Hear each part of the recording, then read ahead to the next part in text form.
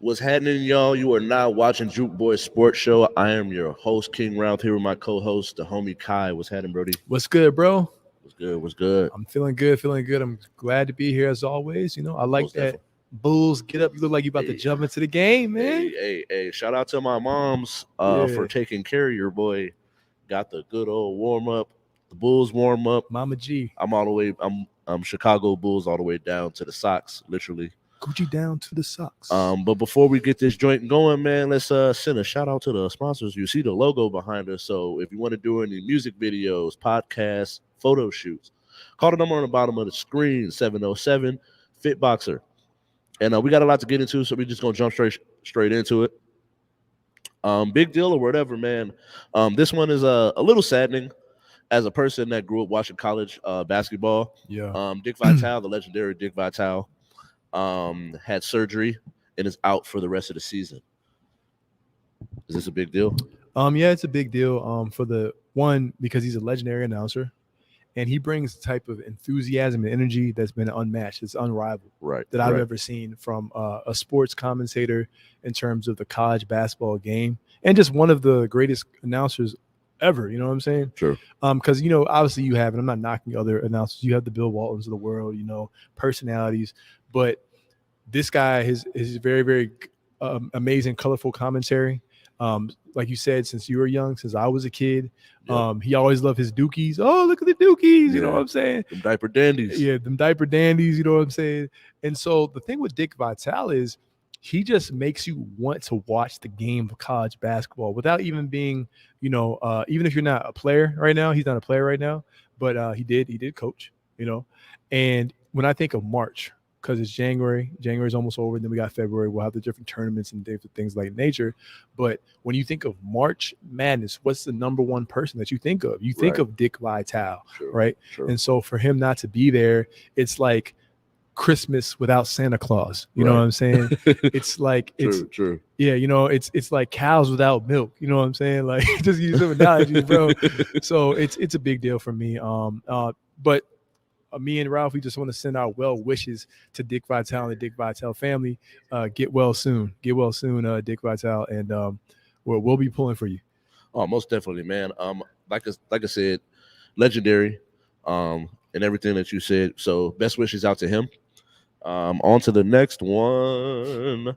I got all this Bulls gear on, but my team is Zoe out 6 to 8 weeks. Caruso was at 4 to 6 weeks. Yep. I know we got Levine back, Green back, Pat's been out. COVID is still alive and well. Is this a big deal? I believe it's a big deal in terms of seeding, right? Sure. Because we're getting to the midseason, obviously, and the Miami Heat have kind of usurped some teams there, the Bucks, and you guys were had a rhythm, and I only say it's a big deal only because you guys had a rhythm, and after that loss that you guys took a couple weeks back to the Brooklyn Nets, it seems like you guys kind of went on a downswing, a sluggish part of your season, though. Yeah. But, minor setback for major comeback, right? As long as Lonzo, we're projecting he'll be back by the playoffs, right? Yeah. And he has that chemistry. It seemed like he had instant chemistry, Ralph, when he got to the team, and he hadn't even played with the team that long, you know what I'm saying? Right. So for now, I would say it's a big deal. But I believe you guys can come back and do some things, because we'll get later on the show, talk about the trade deadline, you make some trades and things of that nature. I do think it's a big deal for right now because we had the number one seed, and then now we're number 2. Tough conference. By half a game. Tough conference. I mean, it's literally like 1 or 2 games separating the top 2 or 3. Yeah. I know we're a half game back, and I want to say the Nets are a half game back. Yes. Yeah. And but even from 1 to 4, it's literally one game in seeding, separating everybody. So I do think it's a big deal. We're gonna get some people back. Levine's back. We still got DeMar. We still got our core. I do think Caruso and Zoe from the guard perimeter defense standpoint, it's gonna hurt. It's definitely gonna hurt because Caruso might not give you much. Caruso's impact on the game is not something that you could just look at stat sheet. He's a hustler. Yeah.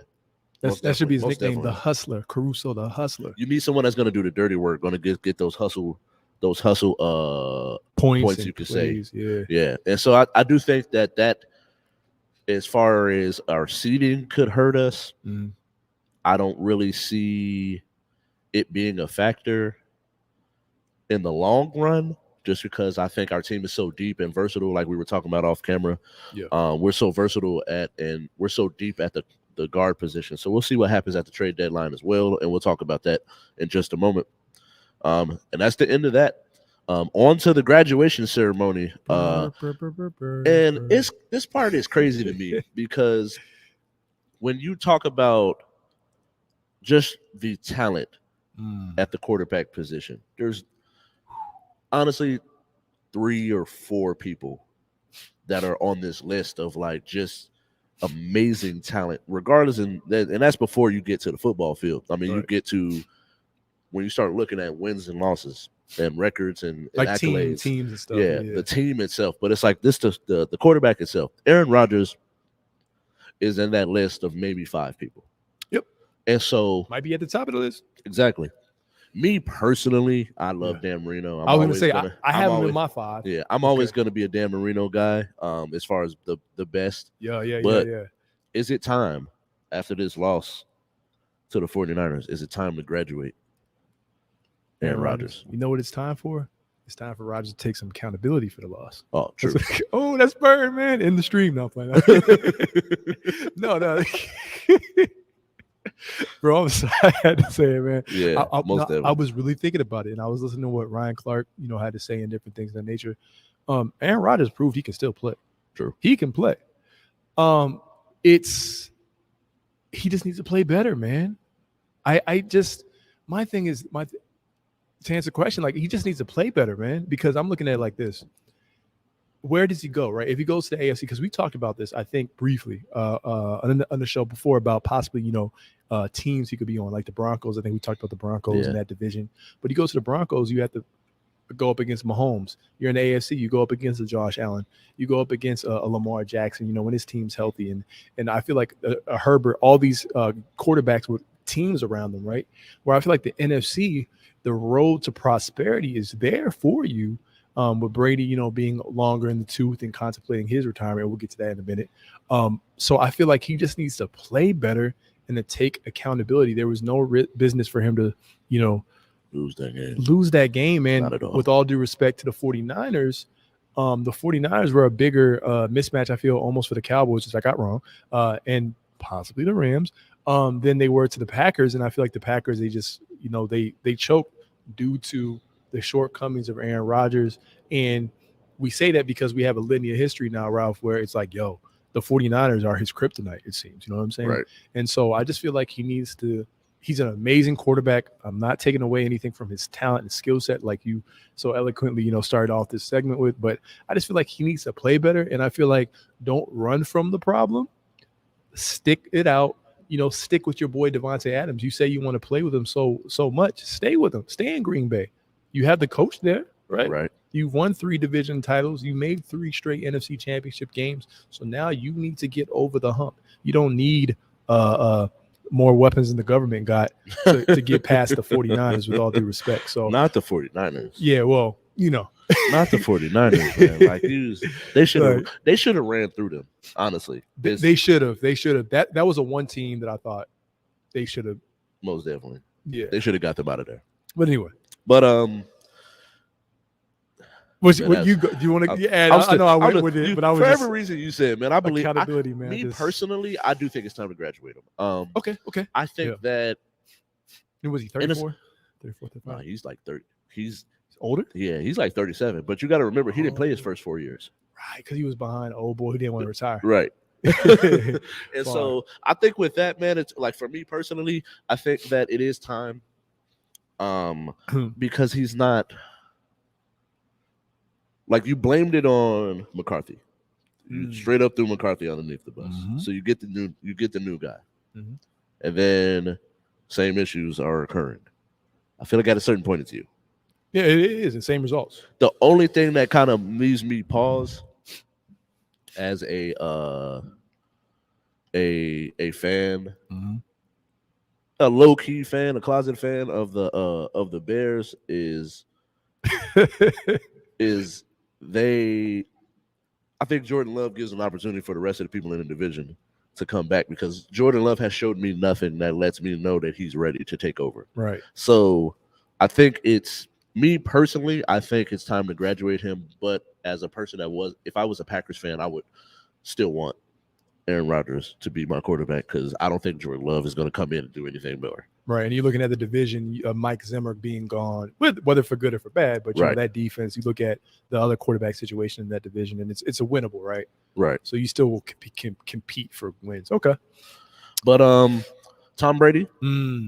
Yeah. Same question. Catches an L. Yeah. Now with his case, you can argue there's other factors in this. Yeah. But he looked awful. Yep. For 3 quarters. Is it time to graduate Tom Brady? With all due respect to Tom Brady, I believe it is. I do believe he did get betrayed by Antonio Brown. Yep. Everyone knows how I feel about Antonio Brown. Too. Yeah, he did him dirty. But Antonio Brown, he's a generational talent. And I felt like, him not having a Chris Godwin, him not having an Antonio Brown, he could have they would have won that possibly because it came down to, like me and you talked about before the show, the Rams was the worst matchup they could have got. Right. Because of Von Miller has been owning Tom Brady, and he beat him in the 2015 AFC Championship game, and Tom Brady didn't look good in that game and went to overtime. He almost forced overtime in this game, but it was the turnovers that allowed the Buccaneers to stay in that game and come back in that game, and then Tom Brady had to get the drive and things of that nature. So it had the Rams, who have a turnover issue, right? Had they not been turnover prone, then that game wouldn't have been as close as it was. And so we saw in the NFC Championship game last year. They did everything they could to lose that game, and they still found a way to get out of it. Right. So I know how Ralph is like, it's like you were starting it. We have enough history where it's like, certain teams in certain areas is where it's like sometimes that defense is elevating Brady, Yeah. And the defense is holding their weight. And so can Brady hold his even under some of the more drastic circumstances. So the defense did what they were supposed to do. Yeah. So pretty much for me, bro, with Giselle feeling fine, Giselle wanting Brady to be home, and Brady got 7 rings. 8, everyone, you always want to get like a mythical number. Jordan 1 and 6, Kobe 1 and 6, Tom probably wants 8. But a lot of times these people, they don't get that. No. So just hang it up, bro, and let these young bucks let them rock. Let them rock. And if you come back, well, your team might be different because Byron Leftwich might not be there. Bruce Arians might, right. Who knows? That's true. That's very true. That's my little soliloquy, bro. So yeah. And all right. I think personally, it is time. Yeah. Or it's getting there. If anything, he got one more season. Because I do think after this season, I think somebody's going to snatch up Byron Leftwich or Todd Bowles. Yeah. Oh, but Todd Bowles is getting interviewed right now by I think the Raiders. No lie. And Todd Bowles is like the thing for me. That Jets organization is trash, so that's not his fault. So I'm not gonna put that on him. Right. But he's definitely an amazing coordinator. But we'll see if whether or not he could be a good coach. Yeah. In the next with his next opportunity. We've already got a ring out of Tampa Bay already. Exactly. So Chiefs, Bills come down to the wire. Heck of a game. Yeah. Probably one for the ages. Mm-hmm. A lot of back and forth. A lot of talk now. Should the NFL change their overtime rules? I'm going to let you go first on that one because I went first the last topic. I kind of want your perspective on this one. All right. So kind of go. Chiefs pull out 6-point victory, 42-36, winning in overtime. In this, they get the ball first. They immediately go down the field and score. It's one of those things that, like, I understand in all sports that from high school to whatever pro level it is, that there's going to be subtle differences. Yeah. But there's some things that, like, for me, some of the lesser, like the more amateur rules are a little better than the rules that are in the pro level. And this is one of the ones that, like, college football, like, I hate college football when it comes to targeting. That rule, I don't want that. Keep that over there. But that overtime rule, let me get that. Yeah. And like I just think that if you're really gonna say you're trying to get, and I'm not saying like do this for the season. Like if you've already done it to where if the Chiefs would have kicked a field goal, the Bills would have had an opportunity to try to win the game, then just expand it to where like if they kick that field goal and then you score a touchdown, cool, you still win because that still follows that overtime rule. Yeah. But it's like if that team goes down the field and they haven't shown that they were able to stop the other team, let them get an opportunity. And that's where I stand with it. I totally think that they should change that rule. I think it's bogus. When it comes to the playoffs, when you get to the Super Bowl, I understand it's any given Sunday, but you got to have the best team. Yeah. And I'm not saying that like that it would be different. Yeah. If we're getting, let's just say, what was one of the like let's just say the Patriots. If we're getting the Patriots and the 49ers in the Super Bowl, those two teams, like if this was something that led to that, it would I don't think it would have the same draw that a Chiefs or a Bills in the Super Bowl playing the Rams or Buccaneers would have had. Yeah. And I think that when you want to get the best product on the field, especially for the Super Bowl, because we're all waiting for that halftime show. Yeah, I've even seen memes where they're like, "Oh man, there's a Kendrick, Eminem, Dr. Dre, and Mary J. Blige concert." Yeah, that's but they're also going to be playing football on that day too. So it's funny to actually think about that, but it's like I think when you have that big of a like that halftime show, you want to have the best product on the field, and I think that they're hindering the experience of the playoffs while also the experience, this stuff, the integrity of the game. I think because you're not giving a team to come out and stop them. Or get the ball. Yeah, like you're not giving equal opportunity. Honestly, it's for me, for my personal preference. I actually would go with expanding the rule and doing college overtime rules, but only in the playoffs. I actually like what you said. I kind of echo that same sentiment. The thing for me, Ralph, is what you said, and it comes down to a Harvey Dent coin flip. Pretty much as I call it, you know what I'm saying? You get a Harvey Dent coin flip and Mahomes gets the ball, so that means you chose death, you know what I'm saying? So I'm like, the Bills shouldn't have to choose death. You feel me? And I also look at it like this, man. I think about, and we've all been through this, even in the regular season when the Ravens have lost games in overtime. Harbaugh said, let me go for 2, but why are you going for 2? You think about what the overtime rules do, right? And I'm going to tie this into this game, right? He's gone for 2 before when he thought, okay, well, my defense is tired, and Marlon Humphrey just got injured, and so he talked about, he's like, I didn't want to put my defense back on the field because of that. So he automatically doesn't believe his defense can stop that team going into, but he's thinking about these things. He's thinking about injuries. He's thinking about in overtime. If your defense has just been on a long extended drive, the fatigue actually does matter in all sports. Yes. It has a profound effect on how you play the game. So yeah, you need to get everyone equal opportunity to get a chance to score until somebody stops the other person. Exactly. And it's over. Why? Because in basketball, remember the 6 overtime game versus Syracuse and UConn with Hasheem Thabit? Man. That was wild. Everyone was on Gatorade and IVs. Right. But hey, it made history. It's a test of endurance. Who's going to come out and who's going to – everybody's tired. We're all tired. Right. Who's going to break through that wall and make a play? That's I sense a Ray Lewis speech coming from you, bro. Hey, anyway. I'm just saying, if I was in that moment, I probably would. Yeah, so I agree with you, bro. Equal opportunity. It was a great game, though. So I think it was at the end. I mean, we all won. The fans win this. Yeah. And it doesn't really matter. And I think we're gonna get some good games. So I do think that Chiefs Bengals, it's gonna be a shootout. So this is gonna be interesting. And this one's gonna be interesting because we've seen it. We just seen it. Yeah. Bengals came out on top on that one, right? 34-31, game-winning field goal. Jamar Chase with the 30-yard reception to lead to the field goal. So with it being a young coach on the Bengals side and a veteran coach on the Kansas City side, seeing them twice, I'm curious to see. I anticipate the Chiefs, and like I've been telling people all week, I picked the Chiefs midway through the season. Yes. I said Chiefs Rams anywhere from week 4 to 6. Right. I said Chiefs Rams. Mm-hmm. So I'm sticking with my pick. So that's the one thing you have stuck with your pick outside because I know my squad got injured, which I get that. Yeah. So that's cool. Because that's who I had originally. And we agreed. Everyone agrees, like, yo, realistically. Plus Right. they hadn't really, Right. And so you're actually, out of all my friends, Ralph, like all my friends, you're actually like the one person who's pretty much been consistent outside Tar, who said the Bills. Right. He's been saying the Bills for 3 years. Right. He's like, 3 years, Kai, 3 years. I'm like, all right, Tar. And that's why we said the overtime rules, because we felt the Bills were low key. They were built to beat the Chiefs. But anyway, right. Sticking on topic. So you're going with the Chiefs. That's it. Yeah, Chiefs over the LSU Bengals. Yeah.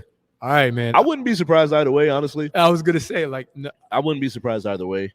And that's just how great I totally meant to watch the last couple weeks. Yeah. I know I picked the Bengals to beat the Chiefs in the first game. I know I picked the Raiders to win. Obviously, that was my team, but I don't remember what I picked as far as the Bengals and the Titans. I want to go back and watch that tape. I picked the Titans. I know you picked the Titans because you had them as. I definitely had them. I had them. Well, I just had them beating. I just had them winning that one round, actually. But you had them going to the conference. Because if they win that, they're in the conference. Because only you have to win one. Yeah, right. That's the amazing thing about being the 1 seed, right?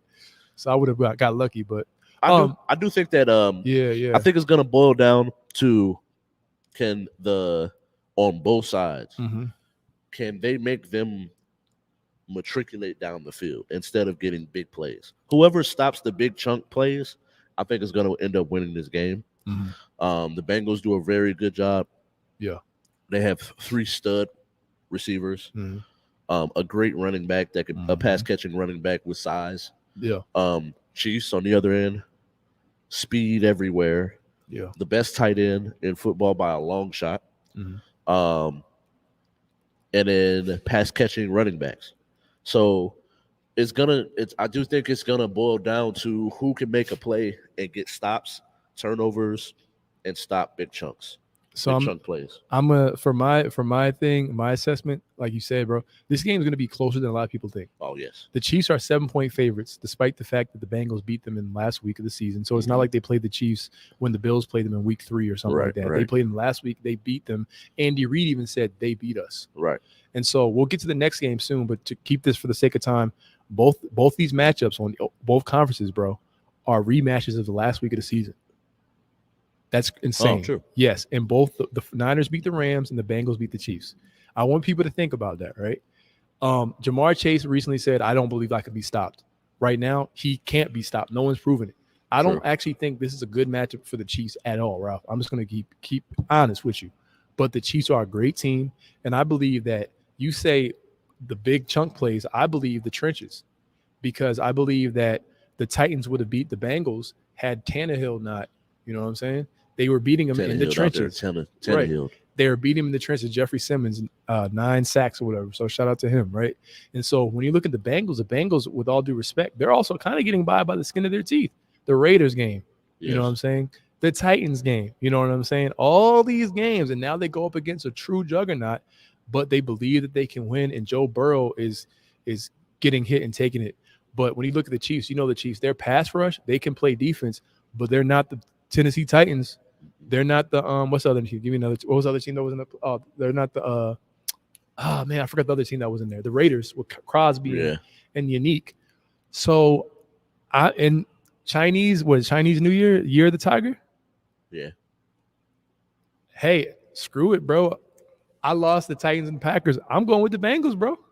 I think the LSU Bengals are going to upset. You think so? The Chiefs.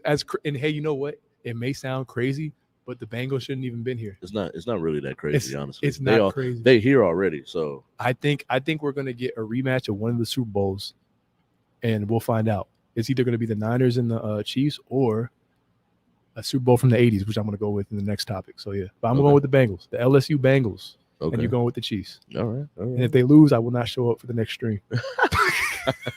You gotta rock it out, man. You gotta ride that one out, bro. You gotta hold that L. Be like Skip Bayless, man. Hold Be it like, proud. no, man, where you at, man? Yo, I was watching Skip talking about the Bucks, bro. He was hurt. He was so hurt, it's bro. My turn. It's my turn. Talk. It's my turn. Hey, bro, relax, bro. Your team man. just lost. It's cool, bro. Yeah, it happens. Yeah. Sometimes you right. got to hold that L. And like I said in the last segment, rocking with my pick. That's all we need to know, right? Rams, division opponent. Yeah. This will be the third time they played. I think they split the season. I just ultimately, bro, I just think at the end of the day, Jimmy G is gonna Jimmy G. The Rams, I don't think the 49ers are gonna be able to stop Cooper Kupp. Yeah. Okay, that one I could see. And I think as long as they can solve and stop, I don't know what happened last week or this past was that Sunday? Yeah. They was doing everything to try to get that game away. Right. Fumbling, stumbling, and bumbling. But I'm going Rams. I'm still gonna rock with my pick. Okay. You like that defense, that Von Miller, Aaron Donald. Hey, Von Miller's been playing Jalen Ramsey. lights out, man. Yes. He really been playing lights out. Leonard Floyd. Yeah. That pass rush. I think the pass rush ended up being too much. I think Jimmy G, therefore Jimmy G will Jimmy G. Porn star Jimmy gonna throw that thing away. Okay. And Rams gonna go Rams Chiefs. So Super Bowl, baby. You know me, man. I love the Rams. Von Miller, Aaron Donald, Leonard Floyd, my boy Jalen Ramsey, man. Matthew Stafford, man, stepping up finally, right? He's not my boy, but he's stepping up. Cam Akers, utilizing Cam Akers. Seems like Sean McVay, turned the curve. But then Lee Corso, not so fast. You know what? I was thinking about it, right? And why did they allow the Bucs to get back in that game? Because they did something. They turned the ball over. What are the 49ers defense prone and known for doing? And why are they always beating them? Because they turned the ball over. This may be the third time they're meeting this season, but when you beat someone one time, when you beat someone two times, when you beat someone three times, is it a rivalry? 4, 5? They beaten them 6 times in the Sean McVay era. That's not a rivalry, man. That's a misunderstanding. Right. And I think that the Rams misunderstand that the 49ers are superior. And Jimmy G, I've said it before, I'm not a big fan of him, but he's one of the best quarterbacks at converting on third down. George Kittle stuck up for him their year they went to the Super Bowl, and he's been proving these doubters and haters wrong so far. So with that being said, with Nick Bosa and all those guys against the blitz, right, Stafford's doing great. But when they're not blitzing, he actually has a lower quarterback rating, a significantly lower quarterback rating. I wish I had the numbers in front of you, but that's part of the reason why they're getting to Matthew Stafford. And so I think that the 49ers are going to take over SoFi Stadium. They're going to buy out the stadium like they have been doing, and it's going to be a sea of red. And did you see that they, according to your billing address, for yeah, I saw those tweets, man. According to your billing address, if you lived outside of the Southern Cali area, you weren't allowed to buy tickets. Yeah, that's crazy. Even Debo was like, "Yeah, that's." I would do it. Yeah, he's like, "That's crazy, but I'll take it." You know what I'm saying? Right. Like, I definitely would do it if I had that type of. It's fun, right? Oh, hey. So I think it's going to be the Coliseum. I think it's going to be the Coliseum because when you look at it like this, Ralph, right? The LA sports teams, okay, it goes Lakers, Dodgers, Kings, right? Chargers, USC Trojans, and then the Rams. So I think the 49ers are going to come with the upset, both teams, and we're going to get a rematch. I think the 88 Super Bowl of the 49ers versus the Bengals. Okay. Yeah, that's it. That'll be interesting. All right. But the Rams Chiefs will be the more sexy I think it'll be pick. slightly boring. But, hey, you never know, man. I mean, you're right. It actually would be boring. It would be very, very boring. Jamar Chase won the MVP. Right. Facts. All right. The new Jerry Rice. The next Jerry Rice. Joe Montana and Jerry Rice versus the Niners. That'd be crazy. That was a fun segment. I like that one, bro. Now we're gonna talk about some trades, man. It's right, the trade deadline is coming up in the NBA, man. And there's a lot of talks. Lakers need a lot of help. Jesus. Right. Pacers trying to get rid of everybody. You know who my favorite player that's on the block is though? John Wall. Nah. No. Who? Karis LeVert. I feel like he's always on the block. I feel like he's one of them dudes that like Why don't they love me? He man? doesn't have a big name, but Right. he balls. Like that game against what he did against the Lakers to close the game. Mm.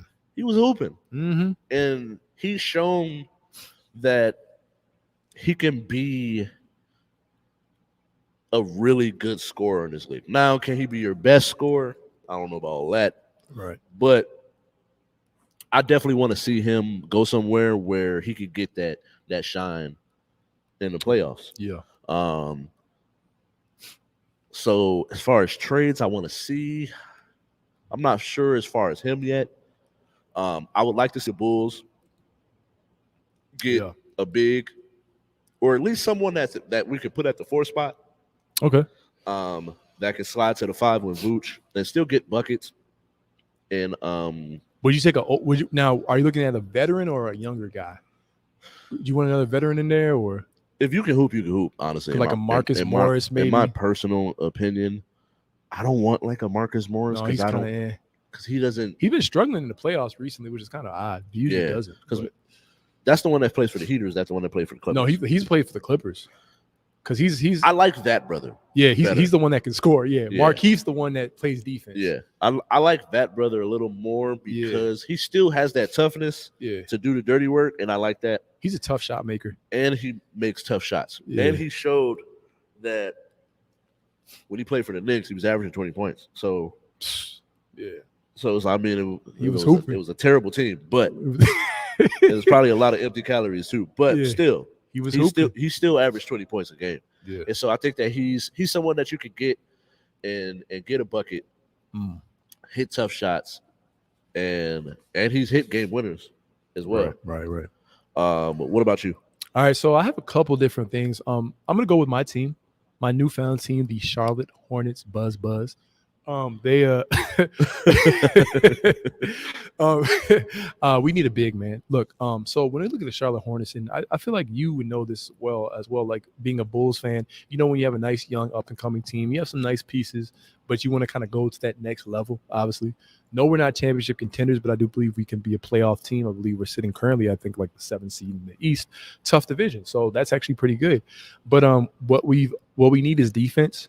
I'm a perimeter wing defender. As well, we do have a Kelly Oubre. I would like another perimeter wing guy because you have LaMelo Ball, a Terry Rozier there. I wouldn't mind getting a guy like a Jeremy Grant. We do have a lot of scoring though in Miles Bridges. We have Rozier, we have LaMelo, we have Hayward. So it's like, okay, where would he fit? But I'm looking at a perimeter wing, someone that doesn't need to get 20 shots a game, Right. and even a big. A big is really the key. We talked before about a Miles Turner.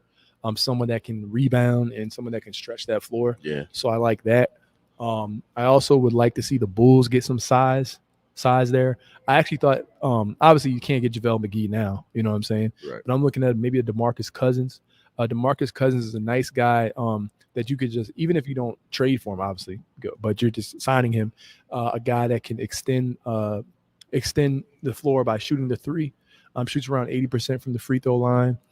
Can rebound, and we saw what he did with the Bucks in limited minutes. You know what I'm saying? About 12, 15 minutes, he was very productive, and we still don't know. Fans still don't know why they waived him. Right. When you have Brook Lopez had back surgery and you have Giannis playing the 5, which has been great because Giannis playing the 5 has opened up amazing things for their 3-point shooting. But you know what I'm saying? Like between him and Bobby Portis, it's always good to have a big, you know. Sure. So if another man's trash is one man's treasure, I would like to see the Bulls get Demarcus Cousins, and you get him for cheap. You know what I'm saying?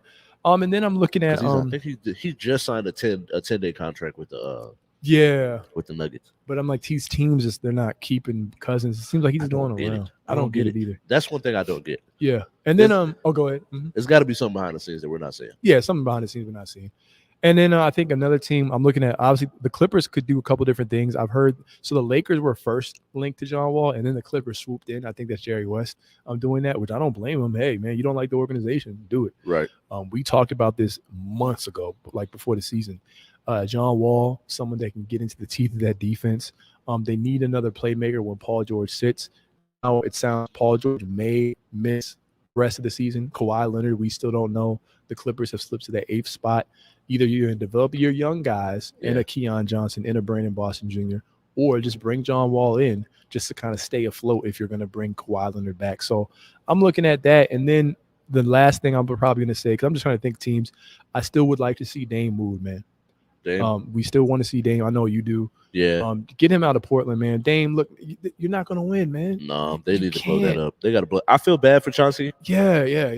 So He was if set up they for do failure. blow it up, I do hope that they give him the amount of patience he deserves. Yeah. With this being his first opportunity and just a terrible situation. CJ It's a Dame, horrible you got to situation. trade. They got to trade CJ and Dame. Yeah. I'm actually really big fans of both of them. Mhm.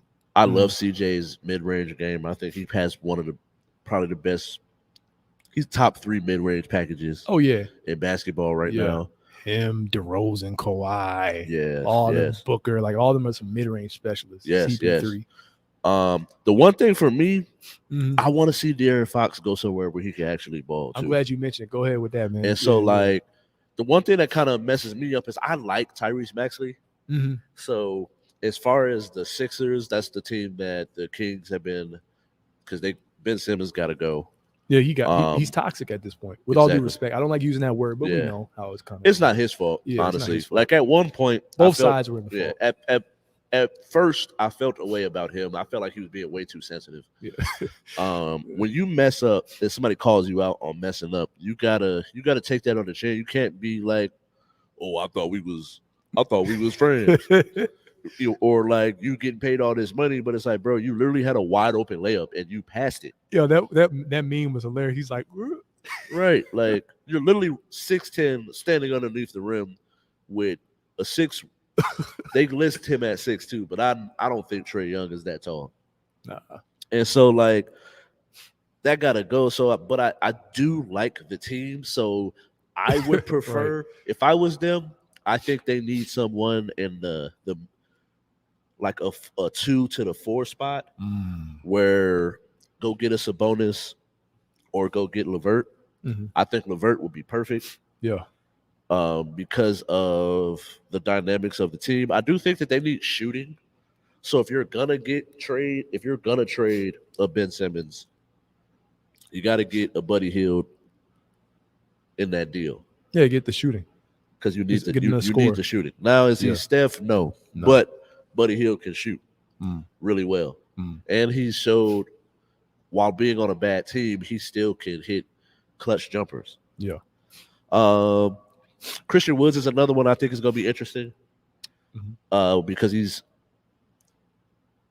he showed that he's an all-star caliber player while playing on bad teams. Can he be a good piece on a good team now?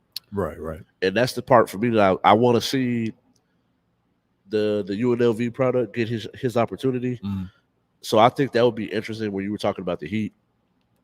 That would be an interesting destination. And they got a nice defense over there. They just need more offense. I feel like that's where they're going to sputter in the playoffs right now. Exactly. And I think that like it's a lot of these teams. It's when you start thinking about some of these picks. I think Sabonis to the Mavs would be interesting because they got this international connection thing. Dallas Euro team that they got going on down there. That would be a dope one. Yeah. I'd like to see the Bulls get like a Miles Turner, a Christian Wood, but I think Christian Wood and us getting Christian Wood or Miles Turner, we would have to give too much of the depth that I talked about in a previous segment. I think we would have to give up too much in order for us to get a piece like that. And then Grant. I think Grant is going to be probably an X factor. He's the crown jewel of it all that everybody wants. And because he has the length to play really good defense. What, he's like 6'10"? Right, 6'9". Yeah. He's anywhere from 6'8" to 6'10". Yeah, because I feel like he looks taller than he really is. Right. He just looks lanky. Yeah. So he could be about 6'8". That long wingspan. Right. But he's showing that like on a bad team, he's balling out. He played really good for the Nuggets when he was coming off the bench for them and even got into the starting lineup before he went to the Pistons. So now he's trying to get that. He's trying to get his bag. But so we'll see whether or not winning matters to him versus getting the bag. But I think that's one person that'll end up being an X factor outside of Dame. I think Dame, wherever he goes, is going to, if he does end up getting traded at the trade deadline, because I don't know. I think at this point the Pacers, not the Pacers, but Blazers believe that they can make the playoffs and make a run. But he was like, Dame said it when they changed the coach. He's like, the coach wasn't the problem. Right. Even though we didn't care for Terry Stotts, but he's like, Right. he was saying it because he knew the coach changing the coach wasn't going to get him a champ, because he said he wants to get a championship. Right.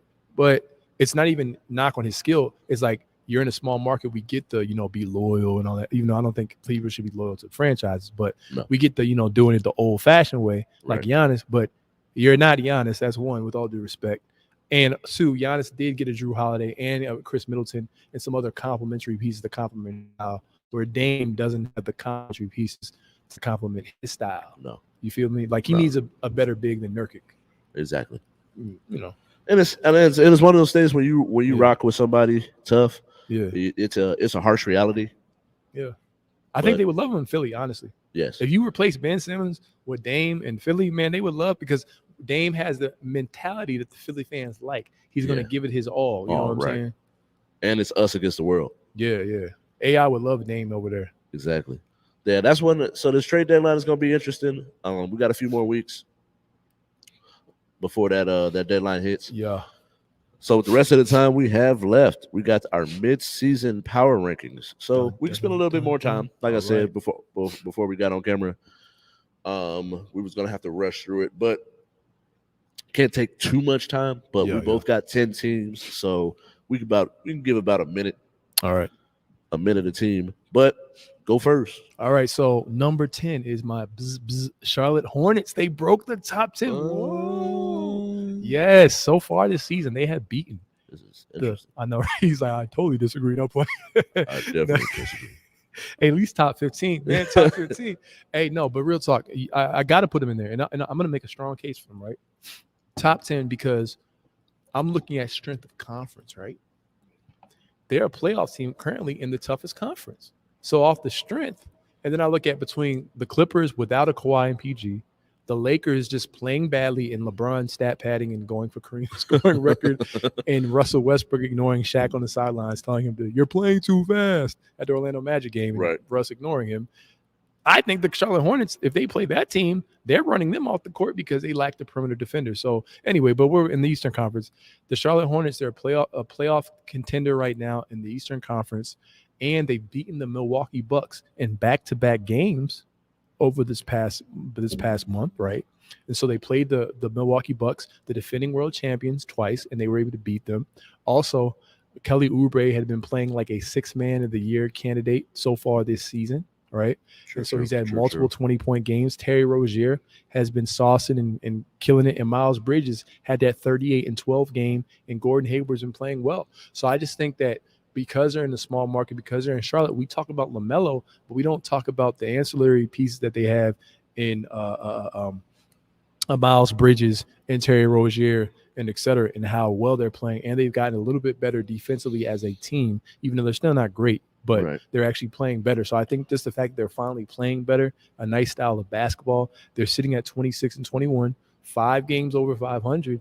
I believe the Charlotte Hornets right now, compared to some of the other teams in the league, especially out in the Western Conference at the bottom of their conference, which is significantly weaker than the East, because I feel like the West is top heavy. I believe the Charlotte Hornets are number 10. There are some other teams that I did contemplate putting at number 10 from that same conference, but I just think for me personally, I'm going to put the Charlotte Hornets at 10. That's it. For me, I got the 76ers, man. Okay. Embiid being very dominant, team playing well. Right now, they're currently, I believe they're in the 6th spot. They dropped, actually. No, 6. They're in the 6th. Yeah. They're in the 6th spot, 27-19 record, 2.5 games back. Playing way better on the road than they are playing at home. But I just think right now they're playing some really good basketball. They're a top 10 team in the league. When you have Joel Embiid, who I think is the best big in basketball. Yeah. Especially when you start talking about head-to-head matchups. Like now, when you talk about, if you're just going to go down a list of what a player can do, that's where you can have that conversation with Jokic. But when it comes to just head-to-head matchups, who is going to impose their will on the other player, I think Joel Embiid is hard. It's hard-pressed to find someone better than Joel Embiid. Okay. So I got the Sixers at 10. At 9, I got the Utah Jazz, Gobert, Donovan Mitchell, they always play really well when it comes to regular season basketball. So you're always going to find them in the top 10 as far as any power rankings. Some people got them a little higher. I don't know. I'm a little bullish on them because of what they their are. record, Yeah. and their regular season record. But the Utah Jazz always play good defense, stretch the floor. Jordan Clarkson coming in off the bench can go for 40 on any given night. And so the Utah Jazz at 9 for me. Okay, so at number 9 for me, I have the Philadelphia 76ers. Pretty much for the same reason that you had them at number 10, but I believe that Joel Embiid being an MVP candidate right now and being a top big, I believe I had him in my top 3 for MVP candidates this season. But just him being the most dominant big outside of Giannis, but in terms of pure centers there, because he plays the 4 position, he plays the 4 and the 5. He rotates with Bobby Portis, Bad Bobby. So shout out to Bad Bobby, the top hustle players. But I really like what he's been able to do with the absence of Ben Simmons, having Tyrese Maxey be out, right? And you still being able to get some wins. I know that they did. I believe they lost to the Clippers and they lost to I think that might have been the Wizards. But at this point, I'm talking about just where the teams are currently during this season in terms of what I feel like protecting, going on, Tobias Harris, and what he's able to do playing well. So I actually like the Philadelphia 76ers at number 9. At 8, I got the Dallas Mavericks. All right. They've been playing really well, ending a lot of winning streaks, which I thought was pretty funny. They ended the Bulls winning streak, they ended the Grizzlies winning streak, and I want to say they ended the Warriors winning streak. Since Luka came out and made the statement about coming in out of shape, he went down with COVID, I believe, and ever since then, the team started playing well, buying into Jason Kidd's system and playing defense, flying all over the floor. Lucas came back and actually picked it up on the defensive end. Yeah. They've been putting Porzingis down in the middle, playing closer to the rim instead of trying to be a 7-3 guard. He thinks it's Lamar Odom. Made no sense in the world. No sense whatsoever. Yeah. But or KD, excuse me. Exactly. Yeah. And so yeah, the Dallas Mavericks, I got them at 8 for all of those reasons. Okay. I got the Utah Jazz at 8. The 30-18, the Utah Jazz, a top tier team defensively. Donovan Mitchell, doing his thing. They're a team that we look at. You have Rudy Gay there. You have Bogdanovich. You have Joe Ingles, 3-point shooting. Jordan Clarkson doing his thing. When I look at the Utah Jazz, man, it's almost like business as usual with this team. You know what I'm saying? You know what you're going to get. They're going to be one of the top 3, top 4 teams out west every single year at this point with Rudy Gobert. And their system is currently working right now. So I have them at number 8. At 8, no, that was 8. That was 8. I got the Nets. Or 7, right? No, I got the Nets at 7. Okay. Currently 4th in the league in points per game. Their KD is out currently, so they would be higher normally. Yeah. But still, with James Harden and Kyrie playing sparingly, whenever he's actually available to play, it's still a heck of a 1-2 punch. Yeah. James Harden's been stepping it up while KD has been out, having to carry much more of the load, kind of play the way he played in Houston. Get your boy LA. But at the same time, he's a bucket no matter where he goes, putting up a lot of points. The only problem with them is their defense. Yeah. Where until KD gets back, they're just pretty much gonna have to keep it steady. Just keep the boat steady. Yeah, they don't have a choice at this point. Yeah. And let KD come back from injury. I think he's got like a month away. Mm-hmm. He's about a month out. Mm-hmm. But they had a pretty deep team prior to that. So it's like which is something else that we bring up in the trade deadline. I've heard Nicholas Claxton being a trade piece as well. Oh boy. But get rid of all their bigs. Right, which makes no sense to me. If the Bulls was going to get anybody, that's someone I would want them to get. Yeah, it's like, all right, we'll take your – and then watch the Bulls get them, and they beat the Nets in the playoffs. Right, like, right. There you go. But at 7, yeah, I got the Nets. Okay, so we're actually in agreement there. I got the Brooklyn Nets at 29-17 at 7. Yes, yes. KD's injury being a cause for concern, being out for a month. Kyrie Irving coming back in, looking spectacular. First, we got to give a shout out to Kyrie Irving for being able to stay ready and stay in shape. Because one thing you'd be in shape, but to be in game shape, to be able to come in and what he did when he played the Pacers, and then all the games since then. Obviously, the Nets he didn't really play extremely well as a scorer, but James Harden was able to take over, and the Nets, obviously blew out the Bulls. Excuse me, when they played the Bulls that Right. game. But with KD being out and Kyrie Irving not being able to play, road games. That's the thing that gives everyone cause for concern. And then you look at defensively and Steve Nash and how he kind of does. So far, the players that have really been playing well for the Brooklyn Nets this season outside of KD, Patty Mills, Right. LaMarcus Aldridge has been playing well. James Harden has been inconsistent. He plays well at times when it's like, okay, no one else is on the court. But and then obviously you have Kyrie. So the Brooklyn Nets, while I know what they can be when they're all healthy, but the lack of chemistry and the injuries, I feel like are going to ultimately be their undoing down the stretch. But at midseason, I like a couple more teams as do you that are ahead of the Brooklyn Nets, I think. But I think we're both in agreement with them at 7, bro. All right. And at 6, I got the number one seed in the East currently, Miami Heat. Okay. Kyle Lowry been dealing with injuries. Mm-hmm. Bam's been dealing with injuries, but they've just been with Jimmy Butler being the leader of your team, and LeBron even made a statement talking about Jimmy Butler. You're always gonna get his best. Yeah. You're always gonna get someone who's gonna give 100% on the floor. They're gonna give everything that they have to come out with this victory, and so. With the Heat, they're just going to play hard. They're going to play tough defense. And it's going to be hard to – you're never going to speed them up to where they're going to beat themselves. You're going to really have to go out there and outplay them for 48 minutes. So it's like, for me, I think that they're a good team. They're number one in the East, but I still don't have them as the best team in the East. Yeah, because regular season, you can be the number one seed in the regular season, but that doesn't necessarily mean you're the best in that conference. Okay. And that's 6. I got Miami Heat at 6. So I actually have these two teams in the same tier. I do believe the Bulls are actually better because of the pieces that they have offensively and defense. I think they have a better combination, actually a much better combination. True.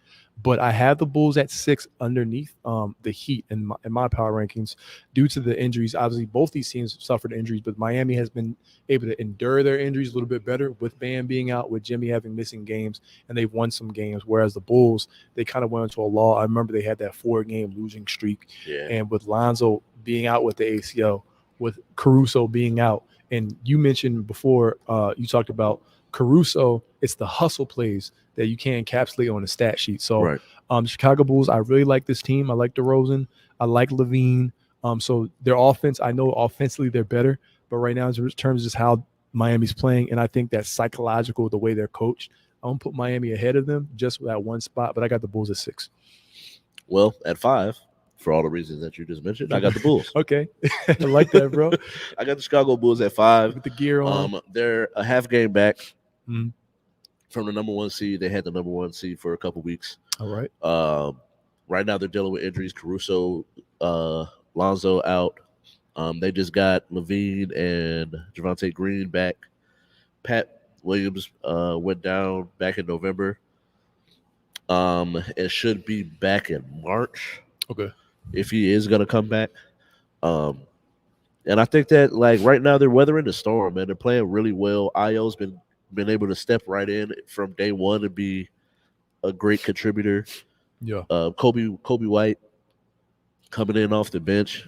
He was somebody I was already kind of looking to see if he could make his stamp on and be a 6-man candidate. And so I'm proud of the team. I'm happy with where they at. I actually think that they're right now with the injuries and how they're dealing with them. They won last night. I know that's OKC, but a win's a win. A win is a win. Right. You don't want them to lose like the Lakers. Exactly. Right? Exactly. Yeah. And so at 5, I got the Chicago Bulls. Okay. So I like that. I got the Miami. I said I got the Miami Heat at 5. So we can go on to number 4 then on that one. So because I had the Miami at 5, I mentioned before for all the reasons. So True. Go with your 4. And then I got the Milwaukee Bucks at 4. Okay. Right now, I think with all their key pieces and some additions, key pieces from the championship run. Yeah. Getting White Dante back. Dante. And some of the other pieces that they have around, I just think that they're getting back and they're healthy. Yeah. Now you get to make the stretch run to really see how good can they pull away. Can they get that number 1 seed? Are they going to coast and just be like, you know what, we'll just get to the playoffs and then turn it up a notch? So you think about that long game with them, exactly. What they could be down there, but currently, although the Bulls were without Lonzo, and there's a play in the game. And I know sometimes you kind of play down to your competition. You go in, it's like, all right, they're a little banged up. There was no Levine. Yeah. No Levine, no Lonzo, and we still lost by 4. And there was a point in the game where Grayson Allen. Exactly. Then we lose Caruso. Yeah. And then a couple minutes. Cool. And there's a certain point in the game where DeMar gets a kick out from Vooch. He fumbles it. He should have gave it back to Vooch because Vooch had Drew Holiday pinned. All right. And we probably would have been able to tie the game. But instead, DeMar shoots it, misses it, and we lose by 4. Yeah. But you were able to hang in with one of the elite teams. With us hanging in with him, I just still think, although we were able to hang with them with a couple injured players, I think that the Bucks are still the best team in the East. Okay. Until proven otherwise. I do believe they're the best team in the East. I don't have them number 1 in my power rankings, though. Number 4, I do have a team I know that you like, and we both like. And shout out to John Morant, Memphis Grizzlies. Yep. 32-17. They did go on that 10-game win streak. And I think Dylan Brooks, Jaren Jackson, when the team is healthy. What's the other guy? The shooter and all that. And Ja, I think. Desmond Bane. Yeah, Desmond Bane. When they're healthy, they're good. So I got them at number 4 in my power rankings. At 3, I got the Warriors. Okay. If it wasn't for them bringing back Clay and the loss of Draymond, I would have them higher. But 3 is still good. They're playing really well. Good, tough team. A lot of putting up points, shooting all over the floor. Good defense, flying all over the floor. I got the Warriors at 3. Okay, I got the Warriors at 3 as well. Steph's in a slump, historic slump, but once he comes out of it and Draymond Green gets healthy, they'll be all right. Right. Grizzlies at 2. All right. For everything that you just said. Young, tough attitude. Desmond Bane getting into it with LeBron and not backing down. Ja ain't never backing down. He ready to fight at all times. Dylan Brooks, Jaren Jackson, Grizzlies at 2. They're a fun team, man. And I got the Milwaukee Bucks with the Giannis Antetokounmpo, the Greek freak. And I just like saying his name, man. What I saw them do against the Warriors, even though they had no Draymond, and the Bucks had no Drew Holiday, who's a really good player, and they didn't have Brook Lopez and others. So I think that would be a fun series if that happens. Right. But I got the Bucks there because I saw what they can be. And then number 1. And then I'm assuming we both got the Suns. Yeah, I got the Charles Barkley 92 Suns. Hey. No. We got the Phoenix Suns, man. Yeah, Phoenix Suns. My only cause for pause with them down the stretch, Ralph, and you might agree with this, Chris Paul being 37 years old. Yep. Once the playoffs start, them legs. Exactly. We'll see. Exactly. But we'll see, man. That tough team. They got size. Yeah, they got clutch scores. They got size. Defense. They got bench. They got coaching. Yeah. So, but thank you all for watching, man. It was a great show. Make sure you follow us on all of our socials, man. Follow me on Twitch, TikTok, Instagram at KYNGRALPH. Follow the sports show on Instagram as well, J.U.K. Sports Show. Follow and subscribe, Facebook, YouTube. The He Say, She Say channel. He Say, She Say is all one word. And you can follow me on Instagram at the.houseofhoops. Once again, that's at the.houseofhoops for NBA news, highlights, player, and team analysis. And if you want to be a part of the show, make sure you hit us up on any of our socials. I'll answer you, hit you back. Next week, we got a big one. We're going to be talking about the top 75 NBA players of all time. But thank you all for watching. Peace.